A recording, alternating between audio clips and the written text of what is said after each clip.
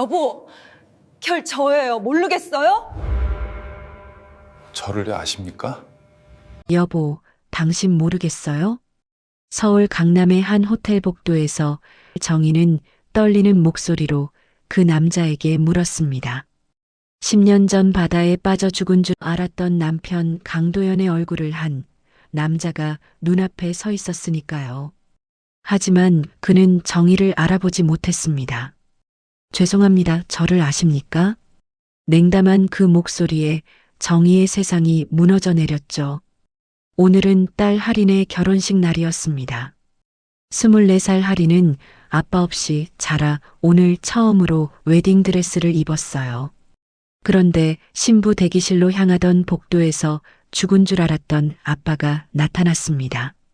정희와 할인 앞에 선 그 남자는 코린텍 임원 윤태아라는 이름표를 달고 있었어요. 10년의 시간이 흘렀지만 정희는 단 1초도 의심하지 않았습니다. 저 사람이 내 남편이라고요. 여러분이라면 어떻게 하시겠어요? 이 이야기를 어디에서 듣고 계신지 댓글로 남겨주시면 그곳으로 복과 행운을 배달해 드리겠습니다. 구독과 좋아요도 부탁드립니다. 그럼 지금부터 이 충격적인 이야기를 시작하겠습니다. 10년 전 2015년 여름이었습니다. 40살의 강도연은 미국 글로벌 기업 아테온의 핵심 엔지니어였어요. 그는 한국 협력사와의 기술 미팅을 마치고 짧은 휴식 시간을 가졌습니다. 여보, 바다 좀 보고 올게. 1시간이면 돌아와. 전화기 너머로 아내 정희에게 말했죠. 그날 오후 3시 도연은 작은 보트 한 척을 빌려 바다로 나갔습니다. 파도는 잔잔했고 하늘은 맑았어요. 도연은 엔진을 끄고 잠시 눈을 감았습니다. 미국에 있는 13살 딸 할인의 얼굴이 떠올랐어요. 다음 주면 할인이 생일이지. 뭘 사줄까? 그때였습니다. 갑자기 하늘이 어두워지며 예고 없는 태풍이 몰아쳤어요. 파도가 순식간에 2미터 높이로 치솟았습니다. 도연은 엔진을 걸려 했지만 배는 이미 균형을 잃고 있었어요. 안 돼, 안 돼. 거센 파도가 보트를 집어삼켰습니다. 도연은 물속으로 빨려 들어갔고 정신을 잃었죠. 그로부터 이틀 뒤 해경은 부서진 보트 파편과 구조 신호 장치만 발견했습니다. 생존 가능성은 거의 없습니다. 담당 해경의 말에 정희는 그 자리에서 주저앉았어요. 미국에서 급히 날아온 정희와 할인은 해안가에서 사흘 밤낮을 지켰습니다. 할인은 엄마 손을 꼭 잡고 바다만 바라봤어요. 엄마 아빠 돌아오지? 정희는 대답할 수 없었습니다. 나흘째 되던 날 한국 정부는 공식적으로 강도연의 실종을 발표했어요. 아테온 핵심 엔지니어 한국 출장 중 실종이라는 뉴스가 국제적으로 보도됐습니다. 정희는 더 이상 버틸 수 없었어요. 할인아, 우리 미국 가자. 모녀는 결국 빈손으로 미국행 비행기에 올랐습니다. 할인은 창밖을 보며 계속 울었어요. 아빠가 돌아올 거라고, 꼭 돌아올 거라고 믿었으니까요. 그런데 그 무렵 기적이 일어났습니다. 사고 엿새째 되던 날 새벽 도연은 해안 외곽의 작은 바위섬으로 떠밀려 왔어요. 의식은 없었지만 심장은 뛰고 있었습니다. 마침 그곳에서 개인 보트로 낚시를 하던 한 남자가 도연을 발견했어요. 60살의 서상규, 코린텍이라는 중견 기업의 회장이었습니다. 저 사람 살아있어요. 옆에 있던 비서가 급히 다가갔습니다. 서상규는 도연의 얼굴을 보자 잠시 멈칫했어요. 이 얼굴 어디서 봤는데? 며칠 전 뉴스에서 본 바로 그 실종자 아테온의 엔지니어였습니다. 비서가 급히 말했어요. 회장님, 즉시 해경에 신고해야죠. 하지만 서상규는 손을 들어 비서를 막았습니다. 지금은 아니야. 비서는 이해할 수 없다는 표정으로 회장을 쳐다봤어요. 서상규의 눈빛이 묘하게 변했습니다. 이 사람이 살아있다는 건 기회일 수도 있어. 그는 차갑게 명령했어요. 우리 보트에 옮겨. 조용히. 도연은 신고 한 번 없이 서상규의 개인 보트에 실렸습니다. 보트는 공식 항로를 피해 은밀한 해안으로 향했어요. 그곳에는 서상규가 개인적으로 계약한 비밀 병원이 있었습니다. 도연은 들것에 실려 지하 병실로 옮겨졌어요. 그날 밤 서상규는 창밖을 보며 혼잣말을 남겼습니다. 미안하지만 이건 사업이야. 그렇게 강도연의 운명이 완전히 바뀌었습니다. 세상은 그가 죽었다고 믿었고 가족은 그를 잃었다고 슬퍼했어요. 하지만 도연은 살아 있었습니다. 다만 이제 그는 다른 사람의 손 안에 있었죠. 사흘 뒤 도연은 천천히 눈을 떴습니다. 하얀 천장이 보였고 낯선 소독약 냄새가 코끝을 스쳤어요. 여기가 어디지? 그는 몸을 일으키려 했지만 온몸에 힘이 없었습니다. 옆에 있던 간호사가 급히 다가왔어요. 정신 차리셨어요? 잠시만 기다리세요. 간호사는 급히 밖으로 나갔고 곧 서상규가 들어왔습니다. 서상규는 따뜻한 미소를 지으며 도연의 손을 잡았어요. 정신 차렸구나. 다행이야, 정말 다행이야. 도연은 혼란스러운 표정으로 서상규를 바라봤습니다. 당신은 누구십니까? 서상규의 미소가 잠깐 굳었어요. 그는 조심스럽게 물었습니다. 나를 모르겠니? 내가 바다에 빠진 너를 구해줬잖아. 도연은 고개를 저었어요. 저를 기억이 전혀 안 나요. 제가 누군인지도 모르겠어요. 그 순간 서상규의 눈빛이 미묘하게 흔들렸습니다. 기억상실이야. 담당 의사는 서상규를 복도로 불러냈어요. 외상성 기억상실증입니다. 바닷물에 빠져 뇌의 산소 공급이 끊겼던 게 원인이죠. 서상규가 조용히 물었습니다. 회복 가능성은요? 의사는 고개를 저었어요. 장담할 수 없습니다. 몇 달 안에 돌아올 수도 있고 평생 못 돌아올 수도 있죠. 서상규는 창밖을 보며 잠시 생각에 잠겼습니다. 기억이 없다. 그는 천천히 비서에게 말했어요. 일단 경찰 신고는 보류해. 비서가 놀라며 물었습니다. 하지만 회장님, 이 사람 가족이 찾고 있을 텐데요. 서상규는 차갑게 대답했어요. 기억도 없는 사람을 돌려보내봐야 우리한테 남는 게 뭐가 있어? 비서는 회장의 의도를 단번에 알아챘습니다. 그날 밤 서상규는 병실로 돌아왔어요. 도연은 침대에 앉아 자신의 손을 멍하니 바라보고 있었습니다. 제가 누구죠? 제 이름이 뭔가요? 서상규는 의자를 끌어당겨 앉으며 부드럽게 말했어요. 넌 윤태아야. 내 이복 동생이지. 도연은 그 이름을 입으로 되뇌었습니다. 윤태아 태아. 서상규는 계속 말을 이었어요. 어렸을 때 어머니가 다르셔서 따로 자랐어.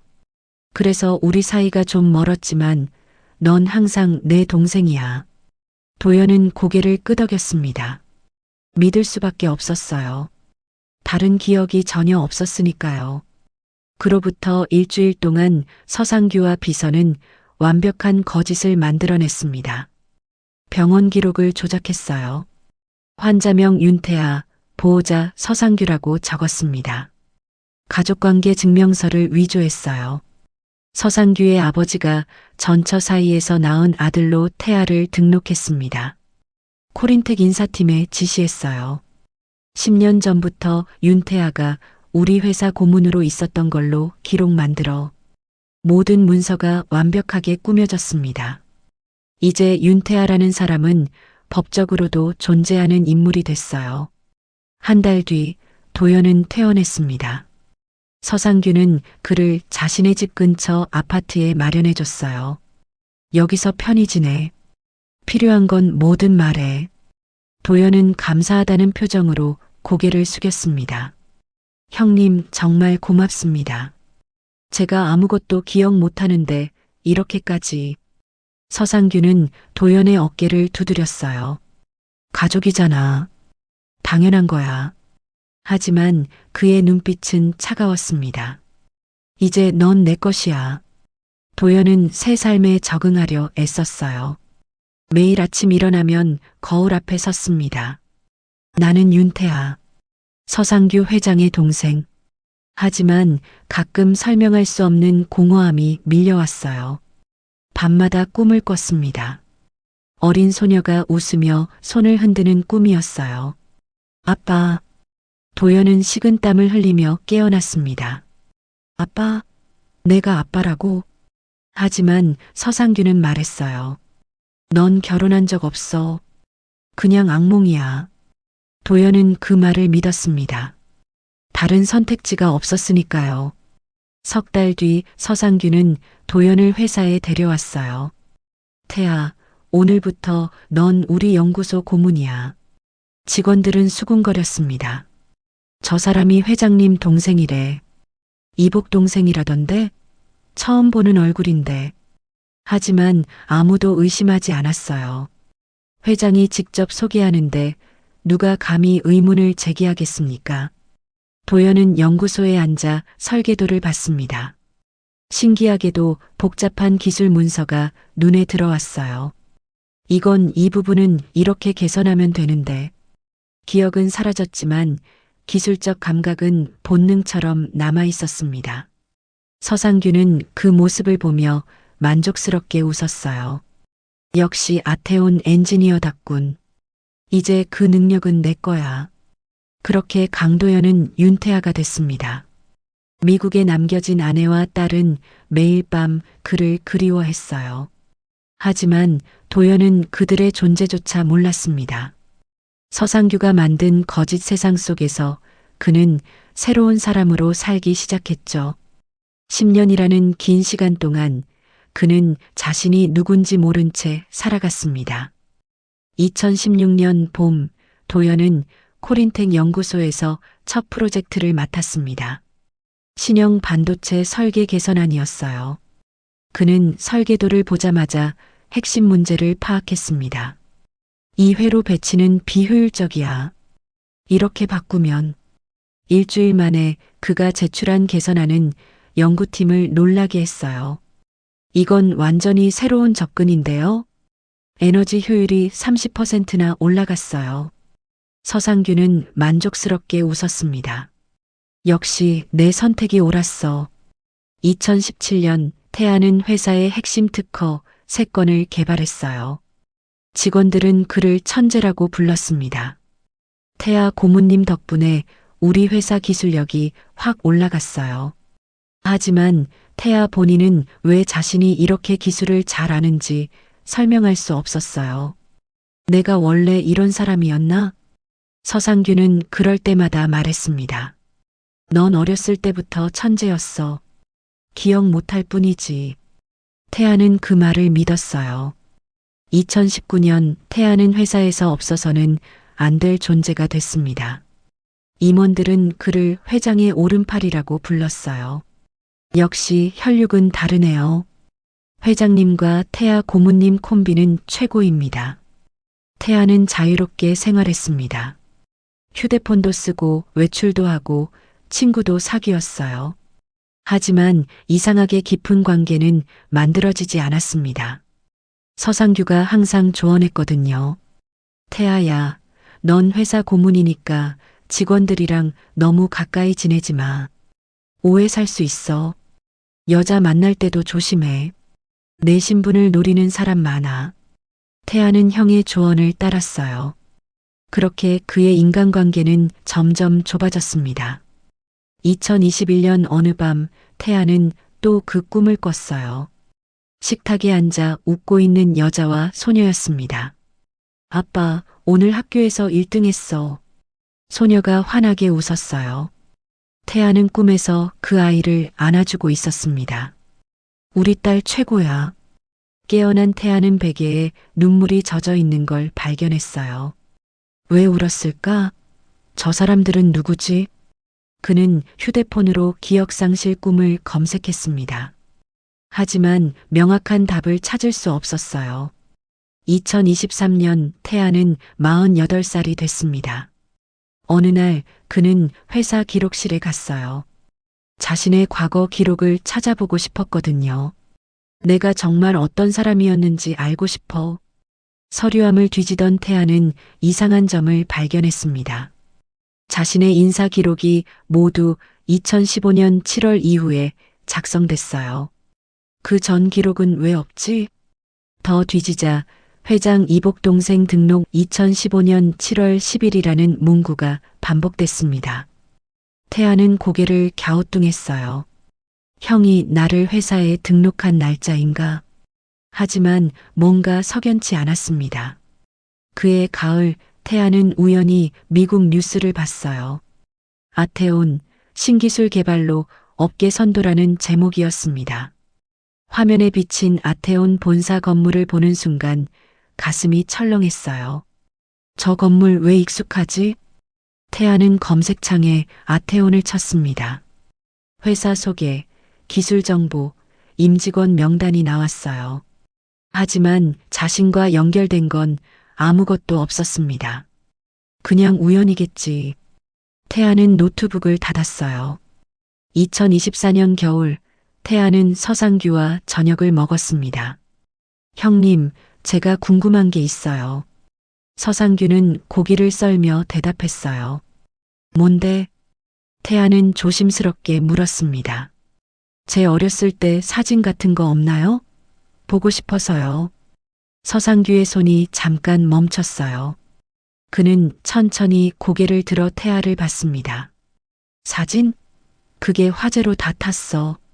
내가 20살 때 집에 불이 났었거든. 태아는 실망스러운 표정을 지었어요. 아, 그렇군요. 서상규는 태아의 어깨를 두드렸습니다. 과거에 집착하지 마. 지금이 중요한 거야. 태아는 고개를 끄덕였지만 마음 한구석이 답답했어요. 2025년 봄 태아는 50살이 됐습니다. 회사에서는 그를 위해 작은 파티를 열어줬어요. 태아 고모님, 생일 축하드립니다. 직원들이 박수를 쳤습니다.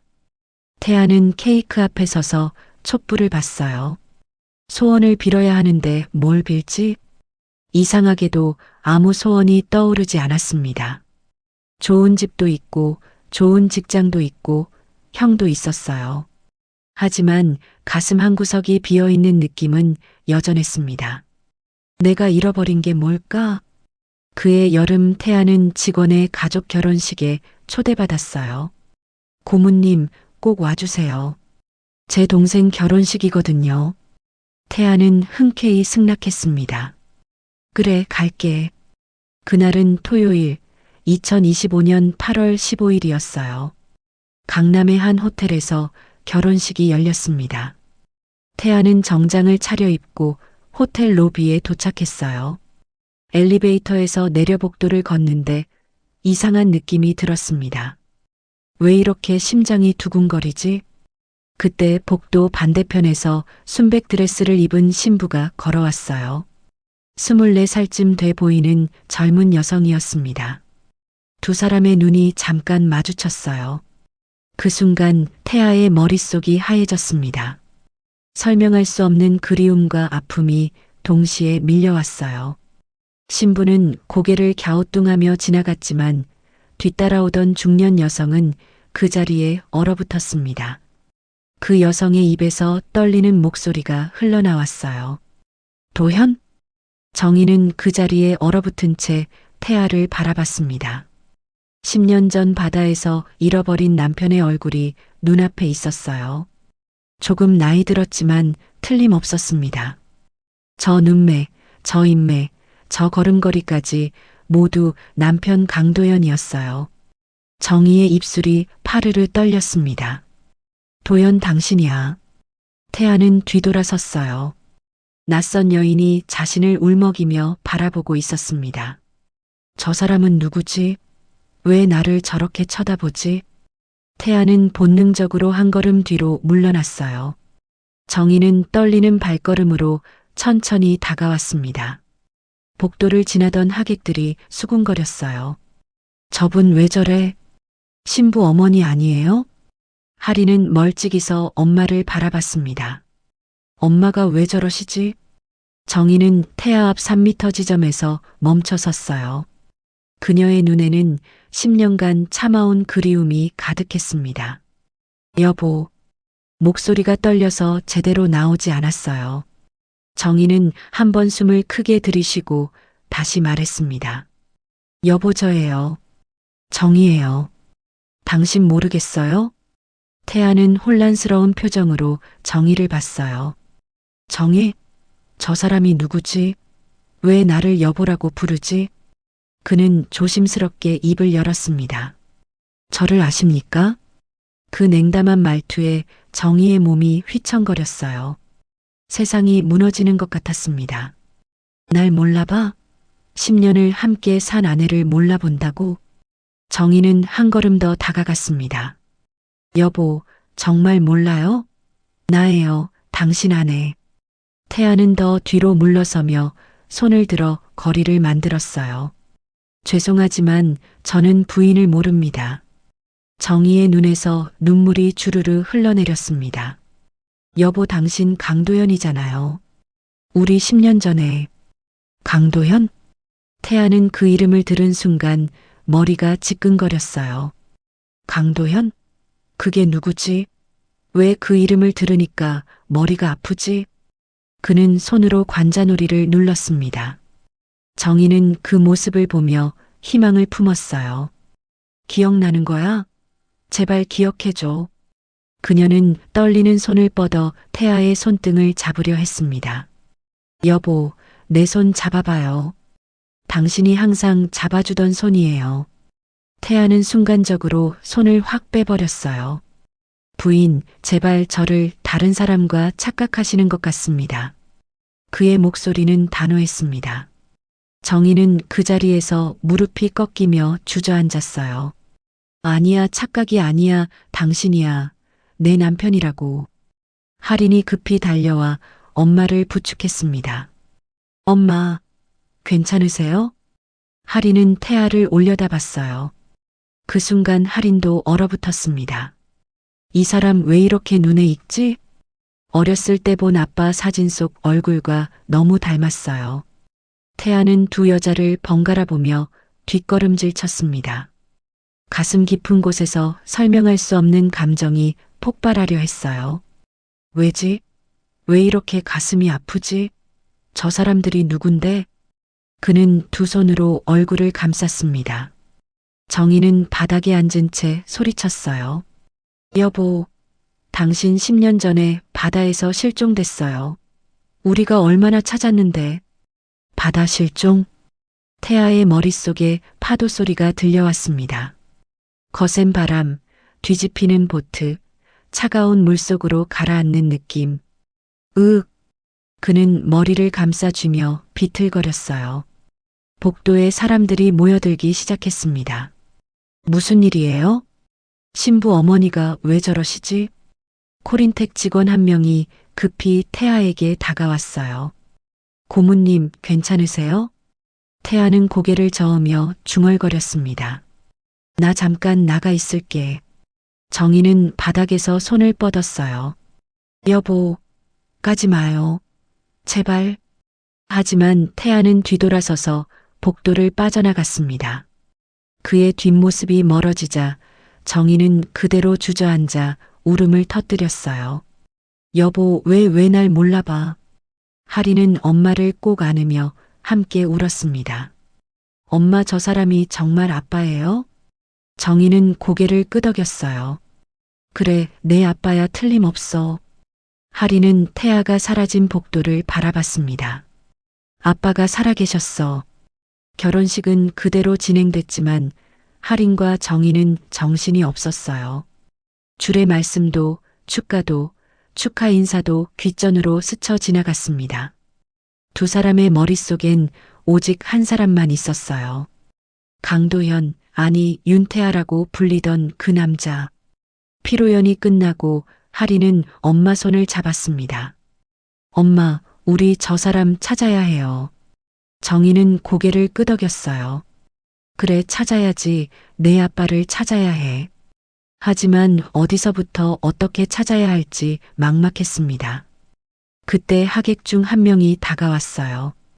혹시 아까 그분 찾으세요? 코린텍 임원이던데요. 정희의 눈이 번쩍 떠졌습니다. 코린텍이요? 그날 밤 태아는 집으로 돌아와 침대에 누워 천장을 바라봤어요. 머릿속이 복잡했습니다. 강도연 바다 실종, 그게 나라고? 그는 휴대폰을 꺼내 강도연 실종을 검색했습니다. 화면에 10년 전 기사가 떴어요. 아테온 엔지니어 강도연, 한국 출장 중 바다에서 실종. 사진 속 남자의 얼굴을 본 순간 태아는 숨이 멎었습니다. 그건 자신의 얼굴이었어요. 그날 밤부터 태아는 제대로 잠을 잘 수 없었습니다. 눈을 감으면 계속 그 장면이 떠올랐어요. 울먹이며 자신을 부르던 중년 여인의 목소리였습니다. 여보, 당신이야. 태아는 베개를 뒤척이며 중얼거렸어요. 아니야. 나는 윤태아야. 서상규 회장의 동생이고. 하지만 확신은 점점 흔들렸습니다. 다음 날 새벽 4시 태아는 또 꿈을 꿨어요. 미국 교회의 하얀 집이 보였습니다. 잔디밭에서 어린 소녀가 공을 차며 놀고 있었어요. 아빠, 나 좀 봐요. 소녀가 활짝 웃으며 손을 흔들었습니다. 태아는 꿈속에서 그 아이에게 달려가 안아 올렸어요. 우리 할인이 축구 천재네. 에이, 아빠가 봐줘서 그렇지. 따뜻한 햇살, 아이의 웃음소리, 손에 느껴지는 작은 체온. 모든 게 너무나 생생했습니다. 태아는 화들짝 놀라 깨어났어요. 식은땀이 등을 적셨고 심장은 미친 듯이 뛰었습니다. 할인? 그 이름이 왜 자꾸 나오지? 아침 7시 태아는 휴대폰을 꺼내 검색을 시작했어요. 먼저 강도연 가족을 쳤습니다. 화면에 오래된 기사가 떴어요. 실종자 강도연 씨 유가족, 미국으로 귀국.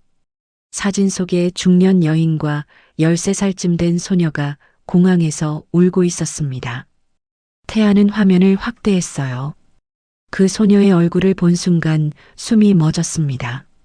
저 아이 어제 결혼식장에서 본. 10년이 지났지만 얼굴 윤곽은 비슷했어요. 기사 캡션에는 이렇게 적혀 있었습니다. 고인의 딸 강아린 양은 아버지 시신이라도 찾고 싶다며 오열했다. 태아는 손이 떨려 휴대폰을 놓칠 뻔했어요. 강아린 할인 내 꿈에 나오는 그 아이 이름이. 그는 다시 검색했습니다. 강도연 아내. 화면에 또 다른 기사가 떴어요. 강도연 씨 부인 정희 씨, 남편 찾기 포기 못해. 사진 속 여인은 어제 복도에서 자신을 붙잡으려던 바로 그 사람이었습니다. 태아는 휴대폰을 내려놓고 두 손으로 얼굴을 감쌌어요. 이게 무슨 일이야? 내가 정말 강도연이라는 거야? 그날 회사에 출근한 태아는 멍한 표정으로 책상에 앉아 있었습니다. 동료가 물었어요. 고모님, 어제 결혼식에서 무슨 일 있으셨어요? 안색이 안 좋으신데. 태아는 고개를 저었습니다. 아니야, 괜찮아. 하지만 전혀 괜찮지 않았어요. 오전 내내 그는 일에 집중할 수 없었습니다. 점심시간이 되자 태아는 회사 기록실로 향했어요. 내 과거 기록을 다시 확인해 봐야겠어. 기록실 담당자에게 말했습니다. 제 인사 파일 좀 보고 싶습니다. 고모님 거요? 잠시만요. 담당자는 서류함을 뒤지더니 두꺼운 파일을 꺼냈어요. 태아는 조용한 열람실로 가서 파일을 펼쳤습니다. 첫 장부터 이상했어요. 윤태아 입사 등록 2015년 7월 12일. 2015년 7월? 태아는 기사에서 본 날짜를 떠올렸습니다. 강도연이 실종된 날은 2015년 7월 8일이었어요. 사흘 차이. 다음 장을 넘겼습니다. 회장 이복 동생 신분 등록 완료. 2015년 7월 15일. 또 다음 장이었어요. 윤태아 가족관계 증명서 발급. 2015년 7월 20일. 모든 서류가 2015년 7월에 집중돼 있었습니다. 그 전 기록은 단 한 줄도 없었어요. 이상해. 내가 정말 회장님 동생이라면 왜 그 전 기록이 하나도 없지? 태아는 파일을 더 뒤적였습니다. 그때 한 장의 메모가 눈에 들어왔어요.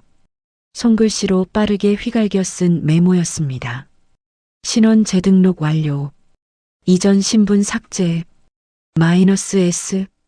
S는 서상규를 뜻하는 것 같았어요. 태아의 등골이 서늘해졌습니다. 신원 재등록? 이전 신분 삭제? 그는 파일을 덮고 천천히 숨을 들이쉬었어요. 아니야, 뭔가 오해일 거야. 하지만 의심은 계속 커졌습니다. 오후 4시 태아는 회장실 앞을 지나가다 멈춰 섰어요. 안에서 서상규의 목소리가 들렸습니다.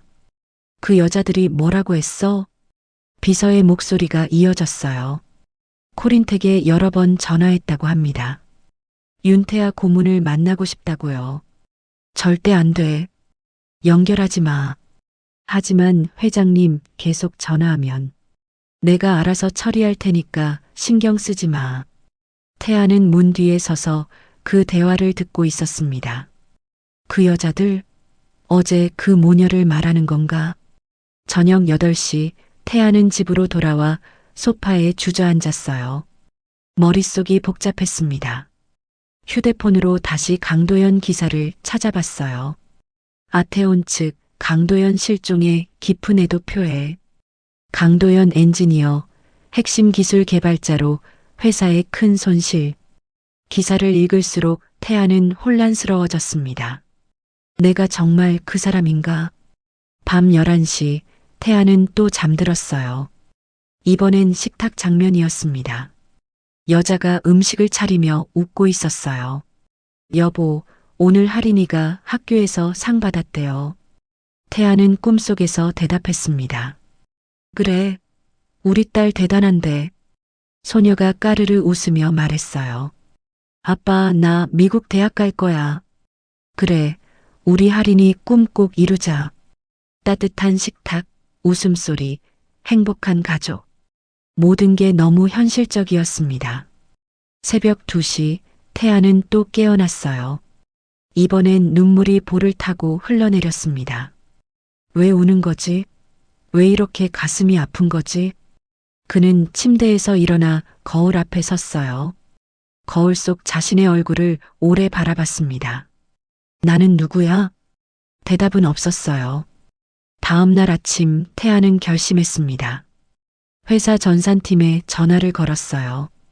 제 이메일 계정 복구 기록 좀 확인해 줄 수 있어요? 고문님 거요? 네, 확인해 드릴게요. 잠시 후 답이 왔습니다. 고문님, 이상한데요. 고문님 이메일 계정이 2015년 7월 18일에 새로 생성됐어요. 새로 생성? 네, 그전 기록은 없습니다. 태아는 전화를 끊고 창밖을 바라봤어요. 모든 게 2015년 7월에 시작됐어.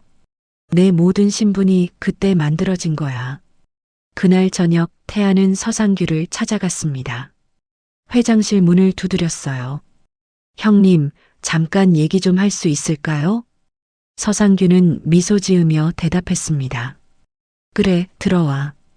태아는 책상 앞에 섰어요. 그리고 조심스럽게 입을 열었습니다. 형님, 제가 정말 형님 동생이 맞나요? 서상규의 얼굴이 순간 굳었습니다. 하지만 곧 온화한 미소를 지으며 말했어요. 태아야, 무슨 소리야? 당연히 넌 내 동생이지. 태아는 물러서지 않았습니다. 그럼 왜 제 모든 기록이 2015년 7월 이후에만 있죠? 서상규는 잠시 침묵하다 대답했어요. 그건 내가 기억을 잃어서 서류를 다시 만들었기 때문이야. 그 전 기록은요? 제가 태어났을 때부터 2015년까지 40년 기록이 하나도 없어요. 서상규의 눈빛이 차갑게 변했습니다. 태아, 누가 쓸데없는 생각을 심어준 거냐? 태아는 한 걸음 다가섰어요. 어제 결혼식장에서 한 여자가 저를 강도연이라고 불렀습니다. 뭐? 저 혹시 강도연이라는 사람 아세요? 서상규는 자리에서 일어나 창밖을 봤습니다. 그는 천천히 돌아서며 말했어요. 태아, 넌 지금 피곤한 거야. 집에 가서 쉬어. 그 차갑고 단호한 목소리에 태아는 더 물을 수 없었습니다. 태아는 회장실을 나왔지만 의심은 더 커졌어요. 형님이 뭔가 숨기고 있어. 같은 시각 코린텍 연구소 3층에서는 데이터 관리팀 직원 장미라가 야근을 하고 있었습니다. 32살의 미라는 성실한 직원이었어요. 그날 저녁 9시 그녀는 서류를 회장실 옆 자료 보관실에 넣으러 갔습니다. 복도는 조용했어요. 미라는 보관실 문을 열고 들어갔습니다. 그때 옆방 회장 비서실 문이 살짝 열려 있는 게 보였어요. 이상하네. 비서님이 퇴근하셨는데. 미라는 걸음을 멈췄습니다. 비서실 안쪽 벽에 작은 금고가 열려 있었어요. 금고는 평소 굳게 잠겨 있었는데 오늘은 열려 있었습니다. 미라는 주위를 둘러봤어요. 아무도 없었습니다. 잠깐만 봐도 되겠지? 그녀는 조심스럽게 다가가 금고 안을 들여다봤어요. 현금 뭉치 몇 개와 서류 봉투가 있었습니다. 그리고 작은 링 모양 USB 하나가 눈에 띄었어요. 이게 뭐지? 미라는 망설이다가 USB를 집어들었습니다. 가방에 넣고 재빨리 자리를 떠났어요. 복도를 걸으며 그녀는 가슴이 두근거렸습니다. 이러면 안 되는데 하지만 궁금해. 집에 돌아온 미라는 USB를 컴퓨터에 꽂았어요. 폴더가 하나 열렸습니다. 극비 2015년 7월 10일. 미라는 파일을 클릭했어요. 화면에 영상이 재생되기 시작했습니다. 흔들리는 카메라, 바다가 보였어요. 회장님, 저기 사람이 있어요. 비서의 목소리였습니다. 화면이 확대되자 물에 떠 있는 남자가 보였어요. 의식 없이 떠다니는 40대 남성이었습니다. 빨리 끌어올려. 서상규 회장의 목소리가 들렸어요. 남자가 보트에 올려졌습니다. 비서가 말했어요. 회장님, 이 사람 뉴스에서 본 실종자 아닌가요? 맞아.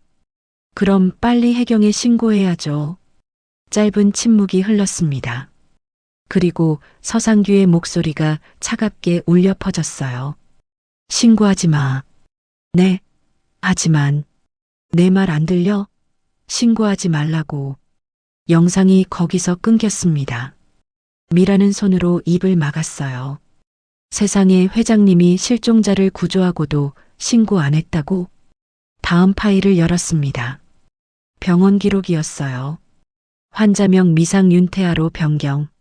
진단 외상성 기억상실증. 보호자 서상규. 미라는 화면을 스크롤하며 읽었습니다. 기억상실? 그럼 이 사람이 누군지도 모르는 거네. 다음 문서는 더 충격적이었어요. 신분 조작 계획서. 목표 윤태아 신분 생성 및 법적 등록. 방법 가족관계 증명서 위조. 회사 인사 기록 소급 작성. 미라는 의자에 깊이 기대었습니다. 회장님이 실종자의 신분을 바꿔버린 거야? 며칠간 미라는 고민했어요. 이걸 어떻게 하지? 경찰에 신고해야 하나? 하지만 증거가 부족했습니다. USB 하나로는 회장을 고발하기 어려웠어요. 게다가 자신의 직장도 잃을 게 뻔했습니다. 누구한테 도움을 요청하지? 그때 미라는 윤태아 고문을 떠올렸어요. 며칠 전부터 그는 이상하게 행동했습니다. 멍하니 창밖을 보거나 갑자기 머리를 감싸쥐거나 혼잣말을 하기도 했어요. 혹시 태아 고문님이 자기가 누군지 의심하고 있는 건 아닐까? 미라는 결심했습니다. 고문님께 이걸 드려야겠어. 다음 날 저녁 10시 미라는 영구동 뒤편에서 태아를 기다렸습니다. 낮에 조용히 메모를 전달했거든요. 오늘 밤 10시 영구동 뒤편에서 뵙고 싶습니다. 미라. 태아가 어둠 속에서 나타났어요. 미라 씨, 무슨 일이에요? 미라는 주위를 살피고 가방에서 USB를 꺼냈습니다. 고모님, 이걸 보셔야 할 것 같아요. 이게 뭔데요? 회장님 금고에서 찾은 건데요. 고모님과 관련된 것 같아요. 태아는 USB를 받아들었어요. 미라는 떨리는 목소리로 말했습니다. 제가 다 이해한 건 아니지만 뭔가 이상해요. 고모님 조심하세요. 그녀는 재빨리 자리를 떠났습니다. 태아는 USB를 손에 쥔 채 한참을 서 있었어요. 회장님 금고에 내 뭐가 있다는 거지? 그는 차에 올라타 집으로 향했습니다. 아파트에 도착해 컴퓨터를 켰어요. 손이 떨렸습니다. USB를 꽂자 폴더가 열렸어요. 첫 번째 영상 파일을 클릭했습니다. 화면에 바다가 나타나고 물에 떠 있는 남자가 보였어요. 자신의 얼굴이었습니다. 신고하지 마. 서상규의 차갑고 단호한 목소리가 귓가를 때렸어요. 태아는 화면을 멍하니 바라봤습니다. 다음 파일을 열었어요. 신분 조작 계획서. 한 줄 한 줄 읽어 내려가는 동안 태아의 온몸이 얼어붙었습니다. 나는 윤태아가 아니야. 태아는 의자에서 일어나 거울 앞에 섰어요. 거울 속 자신의 얼굴을 보며 중얼거렸습니다. 나는 강도연이야. 10년 동안 거짓 속에 살았어. 그의 눈에서 눈물이 흘러내렸습니다. 태아는 밤새 USB 속 파일을 반복해서 봤습니다. 영상, 문서, 병원 기록까지 모든 게 명확했어요. 자신은 윤태아가 아니라 강도연이었습니다. 10년 동안 거짓 속에 살았던 거예요. 새벽 5시 태아는 결심했습니다. 이 진실을 세상에 알려야 해. 그는 컴퓨터 앞에 앉아 아테온 본사를 검색했어요. 미국 캘리포니아에 있는 글로벌 기업이었습니다. 홈페이지에서 법무팀 이메일을 찾았어요. 태아는 떨리는 손으로 영문 메일을 작성하기 시작했습니다. 제목 10년 전 실종자 강도연입니다. 본문 저는 2015년 7월 한국에서 실종된 강도연입니다. 저는 살아 있습니다. 코린텍이라는 한국 기업이 제 신분을 조작했습니다. 첨부 파일을 확인해 주세요. 그는 USB 속 파일을 모두 첨부했어요. 전송 버튼을 누르는 순간 온몸이 떨렸습니다. 이제 돌이킬 수 없어. 다음 날 오전 아테온 본사는 발칵 뒤집혔습니다. 법무팀장이 급히 CEO실로 달려갔어요. 사장님, 강도연이 살아있다는 메일이 왔습니다. 뭐라고? CEO는 자리에서 벌떡 일어났습니다. 첨부 파일을 확인한 임원들은 경악했어요. 이건 명백한 범죄야. 즉시 한국 영사관에 연락해. 아테오는 곧바로 움직였습니다. 법무팀은 한국 주재 미국 대사관과 접촉했어요. 대사관은 한국 검찰에 긴급 수사를 요청했습니다. 이틀 뒤인 화요일 오전 10시 검찰 수사관 15명이 코린텍 본사에 들이닥쳤습니다. 압수수색 영장 집행합니다. 로비에 있던 직원들은 얼어붙었어요. 무슨 일이에요? 회장님이 뭘 잘못하신 거예요? 수사관들은 회장실로 직행했습니다. 서상규는 책상에 앉아 있다가 일어섰어요. 이게 무슨 짓입니까? 수석 검사가 영장을 내밀며 말했습니다. 서상규 씨, 신분 조작 및 불법 감금 혐의로 조사받게 됐습니다. 서상규의 얼굴이 창백하게 변했어요. 수사관들은 금고를 열었습니다. 안에서 현금과 함께 또 다른 문서들이 쏟아져 나왔어요. 윤태아 신분 생성 계획 최종안, 강도연 기술정보 탈취 목록, 비밀병원 계약서, 모든 증거가 고스란히 남아 있었습니다. 비서실도 수색당했어요. 비서의 컴퓨터에서 서상규와 주고받은 이메일이 발견됐습니다. 회장님, 태아가 의심하기 시작했습니다. 어떻게 할까요? 절대 눈치채지 못하게 해. 필요하면 감시 강화해. 결정적 증거였어요. 오후 2시 코린텍 본관 앞에 취재진이 몰려들었습니다. 속보입니다. 10년 전 실종된 미국 엔지니어가 국내 기업에 의해 신분이 조작된 채 살아온 것으로 드러났습니다. 기자들의 목소리가 울려 퍼졌어요. 코린텍 서상규 회장이 실종자를 구조하고도 신고하지 않은 채 기억상실을 이용해 신분을 바꿨습니다. 뉴스는 순식간에 전국으로 퍼져나갔습니다. 사람들은 충격에 빠졌어요. 세상에, 이런 일이 실제로 일어났다고? 10년 동안 거짓 신분으로 살았다니. 오후 4시 서상규는 수갑을 찬 채 본사에서 끌려 나왔습니다. 카메라 플래시가 터졌어요. 회장님, 왜 그런 짓을 하셨습니까?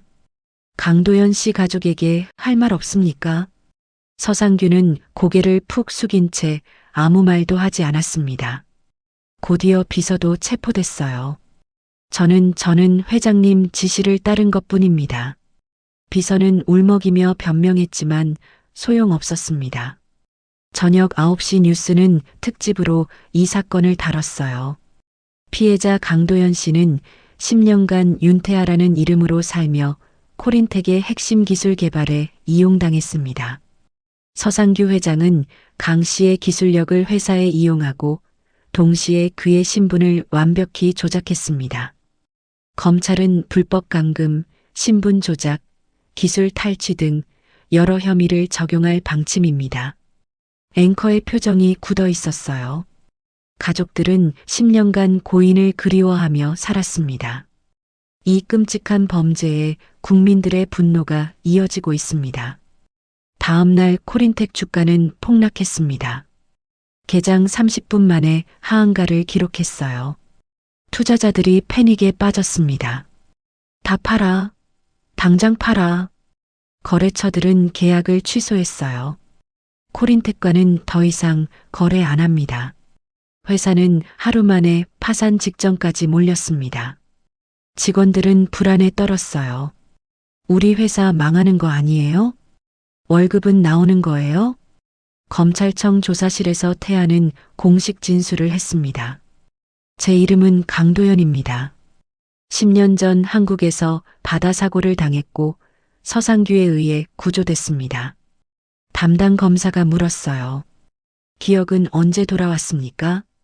며칠 전입니다. USB를 통해 진실을 알게 됐습니다. 가족은 알고 계십니까? 도연은 고개를 끄덕였어요. 아직 만나지 못했지만 곧 만날 겁니다. 일주일 뒤 법원은 공식 판결을 내렸습니다. 피고인 서상규는 불법 감금, 신분 조작, 기술 탈취 등으로 징역 12년을 선고한다. 방청석에서 탄식이 터져 나왔어요. 비서에게는 징역 7년이 선고됐습니다. 그리고 법원은 추가 명령을 내렸어요. 강도연의 법적 신분을 즉시 회복하고 윤태아 명의는 모두 삭제한다. 그날 저녁 도연은 검찰청 앞에서 기자들을 마주했습니다. 강도연 씨, 지금 기분이 어떠십니까? 도연은 떨리는 목소리로 대답했어요. 10년 만에 제 이름을 되찾았습니다. 이제 가족에게 돌아가고 싶습니다. 카메라 플래시가 터졌습니다. 도연은 하늘을 올려다보며 눈물을 흘렸어요. 이제 진짜 내 삶을 되찾는 거야. 검찰은 정의에게 연락했습니다. 강도연 씨가 살아계십니다. 만나실 수 있습니다. 전화를 받은 정의는 그 자리에서 주저앉아 울었어요. 여보가 살아있어. 하리는 엄마를 꼭 안으며 함께 울었습니다. 엄마, 아빠 진짜 살아계신 거예요? 정희는 고개를 끄덕이며 떨리는 손으로 딸의 얼굴을 쓰다듬었어요. 그래, 내 아빠야, 우리 아빠가 돌아왔어. 이틀 뒤 토요일 오후 2시 검찰청 부속 상담센터에서 만남이 주선됐습니다. 정희와 하리는 새벽부터 준비했어요. 정희는 도연이 좋아하던 연보라색 원피스를 입었습니다. 하리는 아빠가 선물했던 목걸이를 목에 걸었어요. 엄마, 아빠가 저 알아보실까요? 정희는 딸의 손을 꼭 잡았습니다. 알아보실 거야. 넌 아빠 딸이잖아. 차에 오르는 두 사람의 손은 계속 떨렸어요. 같은 시각, 도연은 상담실 안에서 의자에 앉아 있었습니다. 창밖으로 가을 햇살이 들어왔어요. 손바닥에는 땀이 촉촉이 맺혔습니다. 이제 곧 가족을 만나는구나. 기억은 완전히 돌아오지 않았지만 가슴 깊은 곳에서 뜨거운 감정이 끓어올랐어요. 담당 상담사가 조용히 말했습니다. 강도연 씨, 준비되셨으면 모시겠습니다. 도연은 고개를 끄덕였어요. 네, 준비됐습니다. 복도에서 발소리가 들렸습니다. 문이 천천히 열렸어요. 정희가 먼저 들어왔습니다. 그녀는 문 앞에서 멈춰서서 도연을 바라봤어요. 10년 전과 똑같은 얼굴이었습니다. 조금 더 나이 들었지만 여전히 자신이 사랑했던 그 사람의 얼굴이었어요. 여보, 정희의 목소리가 떨렸습니다. 도연은 천천히 일어섰어요. 그 순간 가슴속 깊은 곳에서 뭔가가 터져나왔습니다. 이 사람, 내가 평생 지켜야 할 사람. 기억이 아니라 본능이 말하고 있었어요. 정희는 떨리는 발걸음으로 다가왔습니다. 한 걸음, 두 걸음, 세 걸음. 도연 앞 1m 지점에서 그녀는 멈춰 섰어요. 여보, 정말 당신이죠? 도연은 고개를 끄덕였습니다. 네, 저 강도연입니다. 그 대답을 듣는 순간 정희는 무너져 내렸어요. 10년간 참아왔던 눈물이 터져 나왔습니다. 도연은 얼른 다가가 정희를 붙잡았어요. 정희는 그의 팔에 안긴 채 계속 울었습니다. 여보, 당신 어디 있었어요? 10년 동안 얼마나 찾았는데. 말이 제대로 나오지 않았어요. 도연도 눈물이 흘러내렸습니다. 미안해요. 정말 미안해요. 두 사람은 그렇게 한참을 서로를 안고 울었어요. 문 밖에서 할인이 조심스럽게 들어왔습니다. 24살 어른이 된 딸의 모습을 본 도연은 숨이 멎었어요. 저 아이가 내 딸. 할인은 눈물을 흘리며 아빠 앞에 섰습니다. 아빠. 그 한마디에 도연의 가슴이 무너져 내렸어요. 할인은 떨리는 손을 뻗어 도연의 손등을 잡았습니다. 차갑고 떨리는 손이었어요. 도연은 그 손을 느끼는 순간 기억의 파편이 떠올랐습니다. 작은 손이 자신의 손을 잡고 뛰어가던 장면이었어요. 아빠, 빨리. 늦겠어. 7살 할인이 웃으며 손을 잡아 끌던 그날. 할인아. 도연은 떨리는 목소리로 딸의 이름을 불렀습니다. 이 손 아빠가 지켜야 했던 손인데 미안해. 할인은 참지 못하고 아빠 품에 안겼어요. 아빠 보고 싶었어요. 정말 보고 싶었어요. 도연은 딸을 꼭 안았습니다. 작았던 딸이 이제 어른이 돼 있었어요. 아빠도 너무 보고 싶었어. 기억은 없었지만 마음은 항상 너를 찾고 있었어. 세 사람은 그렇게 한참을 울었습니다. 상담사는 조용히 방을 나가며 문을 닫았어요. 창밖으로 따뜻한 햇살이 쏟아져 들어왔습니다. 정희는 남편의 얼굴을 두 손으로 감싸 쥐었어요. 여보, 이제 집에 가요. 우리 집으로. 도연은 고개를 끄덕였습니다. 그래요, 집에 가요. 우리 집으로. 할인은 부모님 손을 양쪽으로 꼭 잡았어요. 아빠, 앞으로 평생 우리랑 함께 계셔야 해요. 도연은 환하게 웃으며 대답했습니다. 그럼 당연하지. 아빠가 평생 너희 곁을 지킬게. 1시간 뒤 세 사람은 센터를 나와 햇살 아래 섰습니다. 기자들이 몰려왔지만 가족은 신경 쓰지 않았어요. 도연은 양쪽에 아내와 딸을 끼고 천천히 걸었습니다. 이제 진짜 내 삶이 시작되는 거구나. 차에 오른 세 사람은 서로를 바라보며 웃었어요. 10년이라는 긴 시간이 흘렀지만 가족의 사랑은 변하지 않았습니다. 석 달 뒤 도연은 미국 집으로 돌아왔습니다. 오래된 집은 그대로였어요. 거실에는 10년 전 자신의 사진이 액자에 담겨 걸려 있었습니다. 도연은 그 사진을 보며 눈시울이 붉어졌어요. 정희가 뒤에서 남편을 안았습니다. 여보, 이제 진짜 집에 온 거예요. 도연은 아내의 손을 꼭 잡았어요. 고마워요. 날 포기하지 않고 기다려줘서. 난 항상 알고 있었어요. 당신이 어딘가 살아있다는 걸. 할인이 부엌에서 나오며 웃었습니다. 아빠, 저녁 먹어요. 엄마가 아빠 좋아하는 된장찌개 끓였어요. 도연은 식탁에 앉아 가족을 바라봤어요. 이제야 완전해진 식탁이었습니다. 진실은 숨길 수 없고 사랑은 시간을 이깁니다. 10년이라는 긴 세월 동안 거짓 속에 살았지만 도연은 결국 진짜 자신을 되찾았어요. 그리고 무엇보다 소중한 가족의 품으로 돌아왔습니다. 세상에는 돈보다 권력보다 명예보다 소중한 게 있어요. 그건 바로 가족이고 진실이고 사랑입니다. 여러분은 이 이야기를 보며 무엇을 느끼셨나요? 댓글로 여러분의 생각을 들려주세요. 그리고 구독과 좋아요로 응원해 주시면 더 좋은 이야기로 찾아뵙겠습니다. 감사합니다.